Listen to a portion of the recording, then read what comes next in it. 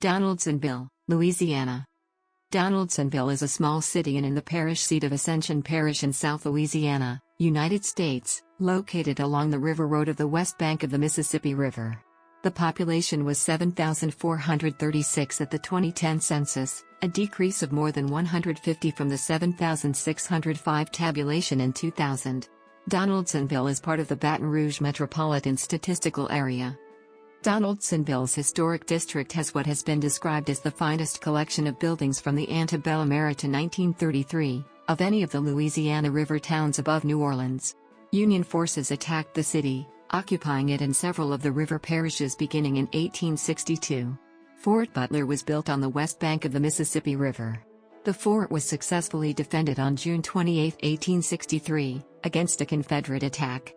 This battle was one of the first occasions where free blacks and fugitive slaves fought as soldiers on behalf of the Union.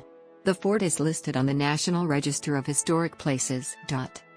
After the war, in 1868 Donaldsonville residents elected as Mayor Pierre Callist Landry, an attorney and Methodist minister. He was the first African American to be elected as mayor in the United States. Various cultures of indigenous peoples lived here along the Mississippi River for thousands of years prior to European colonization. The Homa and Chitimacha peoples lived in the area. During the early years of colonization, they suffered high rates of fatalities due to infectious diseases and resulting social disruption. Descendants of both tribes were federally recognized as organized groups in the 20th century, and they each have reservations in Louisiana. The French were the first Europeans to colonize the area. They named the site La Fourche des Chitimachas, after the regional indigenous people in the local bayou, which they gave the same name. They developed agriculture in the parish, mainly as sugarcane plantations worked by African slave labor. Acadians, expelled by the British from Acadia in 1755, began to settle in the area from 1756 to 1785, where they developed small subsistence farms. Spanish Isleños also settled here. In 1772, when the territory was under Spanish rule, the militia constructed La Iglesia de la Ascensión de Nuestro Señor Jesucristo de la Fourche de los Chimachas to serve the area. The region returned later to French control for a time. This area was included in the Louisiana Purchase in 1803 and became part of the United States. Americans began to move into the area. Landowner and planter William Donaldson in 1806 commissioned the architect and planner, Barthélemy Lafon, to plan a new town at this site. It was renamed Donaldsonville after him. Donaldsonville was designated as the Louisiana capital, as the result of conflict between the increasing number of Anglo-Americans, who deemed New Orleans too noisy and wanted to move the capital closer to their centers of population farther north in the state, and French Creoles, who wanted to keep the capital in a historically French area. As a result of the wealth planters gained from sugar and cotton commodity crops, they built fine mansions and other buildings in town during the antebellum years. In the summer of 1862, Donaldsonville was bombarded by Union forces during the American Civil War as part of the Union's effort to gain control of the Mississippi River. The Union sent gunboats to the town and warned that if shots were fired, the Union Navy would strike the area for 6 miles to the south and 9 miles to the north and destroy every building on every plantation. Admiral David G. Farragut destroyed much of the former capital city and put Ascension Parish under martial law, extending that to other river parishes. Historian John D. Winters, in his The Civil War in Louisiana, describes the scene. The irate naval commander, Admiral Farragut, ordered the bombardment of Donaldsonville as soon as it could be evacuated. All of the citizens of Donaldsonville left their homes and went to the bayou. A detachment of Yankees went ashore with fire torches in hand. The hotels, warehouses, dwellings, and some of the most valuable buildings of the town were destroyed. Plantations were bombarded and set afire. A citizens' committee met and decided to ask Governor Moore to keep the Rangers from firing on federal boats. These attacks did no real good and brought only crude reprisals against the innocent and helped to keep the Negroes stirred up. A citizen complained that the Rangers were useless and lawless, unable or unwilling to protect Confederate property. The citizen added that the Confederate people could not fare worse were we surrounded by a band of Lincoln's mercenary hirelings.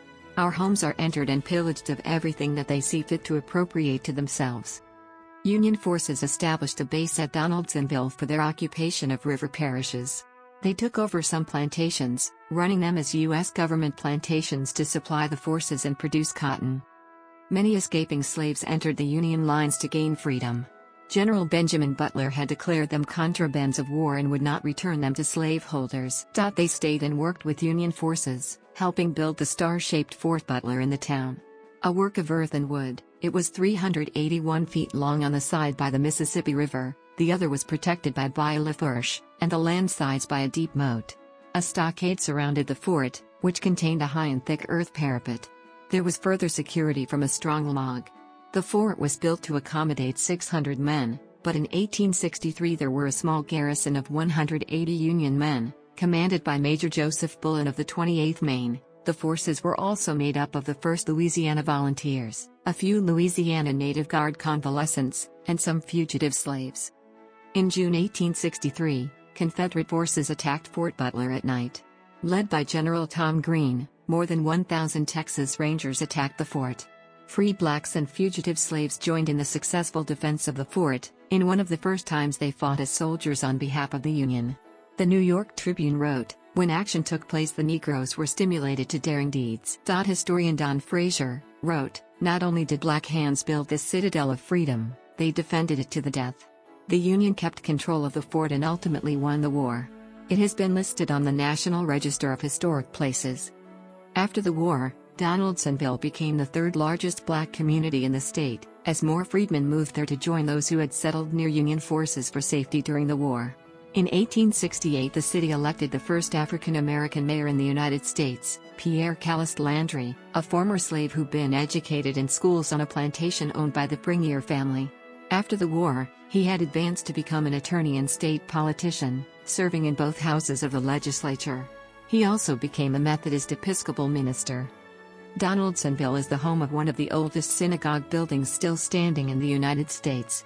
The wooden structure was built in 1872 by Congregation by Gur Column, which disbanded in the 1940s. It is now used as an Ace Hardware store.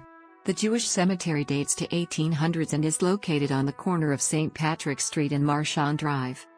Mechanization of agriculture and other changes resulted in a major loss of population in Ascension Parish from 1900 to 1930. Particularly from 1920 to 1930. This was the period of the Great Migration, when tens of thousands of African Americans left the rural South to go for opportunities in northern and midwestern cities. Such changes also drew off business from the parish seat. Ascension Parish lost more than 16% of its population in that decade. In the Great Depression, the area struggled economically. Historian Sidney A. Marchand, who was also an attorney, was elected as mayor of the city and state legislator during that period. He served as a state senator and contemporary of Governor Huey Long. During the mayoral administrations of Sidney A. Marchand and his son Sidney Marchand Jr., they directed the construction of significant infrastructure in Donaldsonville. Today the Donaldsonville Historic District has what is described as the finest collection of buildings from the pre-Civil War to 1933 period of river towns above New Orleans. It is listed on the National Register of Historic Places. In the 21st century, Donaldsonville is a small city with numerous historic sites. Since 2008, the River Road African American Museum, located in the city, has been included on the Louisiana African American Heritage Trail. It also has parks, Civil War grounds, and shopping centers. The official newspaper of the city is the Donaldsonville Chief, which has been published since 1871. The Pelican II was built at Lamal Bay, Quebec, Canada, in 1992 at a cost of $15 million. It was a replica of the first ship owned by the founder of Louisiana, Pierre Le Moyne d'Iberville. Iberville was Le Pelican's commander in the victorious Battle of Hudson's Bay of 1697, against 3 English ships. A Louisiana company purchased Pelican II and placed it in the port of New Orleans, until 2002. It was given to the Fort Butler Foundation thereafter. The city of Donaldsonville acquired the ship from the foundation after paying $50,000 in port charges. The plan was to utilize the ship as a visitor attraction. Pelican II sank in the Mississippi River, in November 2002. In 2004, she was refloated and moved near downtown Donaldsonville. In March of that year, she was struck by a tugboat and sank a second time. The city decided not to pay the cost of raising the ship. In January 2008, Pelican II was struck by the tugboat Senator Stennis, which poured 30 gallons of diesel oil into the Mississippi River. The fuel leakage from the tugboat forced the closure of the river to boat traffic. City officials decided to leave the Pelican replica at the bottom of the river. According to the United States Census Bureau, the city has a total area of 2.5 square miles, all land. Coming upriver on the Mississippi, Donaldsonville is the point of the first expanse of land beyond the narrow natural levee. The town sits approximately 25 feet above sea level, with excellent drainage. Donaldsonville is located whereby Lafourche, a distributary of the Mississippi River, formerly branched off until the entrance was dammed in 1905. As of the census of 2000, there were 7,605 people, 2,656 households, and 1,946 families residing in the city. The population density was 2,986.9 people per square mile. There were 2,948 housing units at an average density of 1,157.8 per square mile. The racial makeup of the city was 29.82% white, 69.13% African American, 0.12% Native American, 0.12% Asian, 0.37% from other races, and 0.45% from two or more races. Hispanic or Latino of any race were 1.10% of the population. There were 2,656 households, out of which 39.3% had children under the age of 18 living with them, 37.4% were married couples living together, 30.7% had a female householder with no husband present, and 26.7% were non-families. 24.7% of all households were made up of individuals and 11.4% had someone living alone who was 65 years of age or older. The average household size was 2.81 and the average family size was 3.35. In the city, the population was spread out with 32.1% under the age of 18, 10.6% from 18 to 24, 25.4% from 25 to 44, 19.7% from 45 to 64, and 12.2% who were 65 years of age or older. The median age was 31 years. For every 100 females, there were 81.0 males. For every 100 females age 18 and over, there were 74.6 males. The median income for a household in the city was $24,084, and the median income for a family was $29,408. Males had a median income of $31,849 versus $17,528 for females. The per capita income for the city was $12,009. About 32.8% of families and 34.8% of the population were below the poverty line, including 49.0% of those under age 18 and 22.2% of those age 65 or over. 22.2% of those age 65 or over. 22.2